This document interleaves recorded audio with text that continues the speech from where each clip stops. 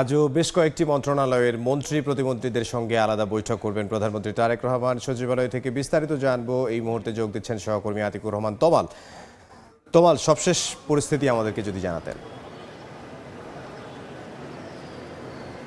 হ্যাঁ, দেখুন, আজও কিন্তু সকাল থেকে ব্যস্ত সময় কাটাচ্ছেন প্রধানমন্ত্রী তারেক রহমান এবং আমরা দেখছি সচিবালয়ে কিন্তু উনি সকাল ৯টার কিছু পরে কিন্তু আসলে উপস্থিত হন এবং তারপর থেকে কিন্তু বেশ কিছু তিনি কিন্তু বৈঠকে এবং আলোচনা সভায় তিনি অংশগ্রহণ করছেন। এবং সকাল থেকে আমি যদি বলি যে তার যে শিডিউলটি রয়েছে, সকাল 9:45টার দিকে তিনি আসলে কোস্টগার্ডের যিনি মহাপরিচালক রয়েছেন তার সঙ্গে একটি সৌজন্য সাক্ষাতে মিলিত হন এবং এরপরে আসলে স্বাস্থ্য মন্ত্রণালয়ের একটি বৈঠক সেখানে হয়েছে 11টার দিকে।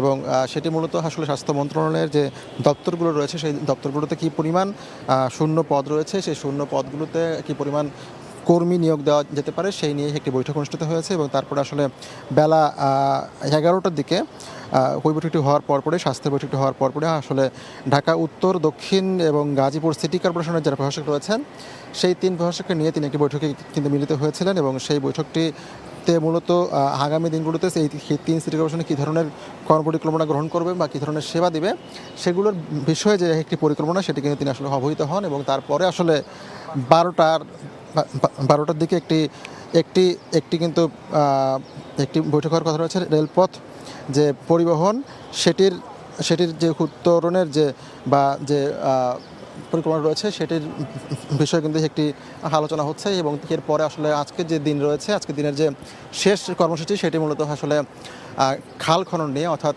দেশের যে নদী নালাগুলো রয়েছে বা খালগুলো রয়েছে সেই খাল নিয়ে একটি সরকারের একটি সেল রয়েছে। এই সেলের যে কর্মকাণ্ডগুলো রয়েছে সেই কর্মকাণ্ড নিয়ে আসলে আলোচিত হবে এবং সেটি কিন্তু আসলে সবশেষ আজকের বৈঠক। এবং বলা চলে যে বিএনপির যে ইস্তেহার রয়েছে সেই ইস্তেহারের কিন্তু অন্যতম একটি পয়েন্ট ছিল হচ্ছে যে খাল খনন। এবং সেই জায়গা থেকে ধারণা করা যায় যে আজকে যে শেষ বৈঠকটি হবে সেই বৈঠকে মূলত আসলে এই খাল খনন নিয়ে আসলে আলোচিত হবে। তো সব মিলিয়ে বলা চলে যে আজকে কিন্তু অন্যান্য দিনের মতো প্রধানমন্ত্রী কিন্তু সচিবালয়ে ব্যস্ত সময় কাটাচ্ছেন এবং বৈঠকগুলো চলছে। ইতিমধ্যে কিন্তু তৃতীয় যে বৈঠকটি রয়েছে সেটি কিন্তু আসলে শুরু হয়েছে, এরপরে আরও দুটি রয়েছে। তো সব মিলে এই ছিল আমার কাছে এখান থেকে সবশেষ খবর। সচিবালয় থেকে সহকর্মী আতিকুর রহমান তমাল।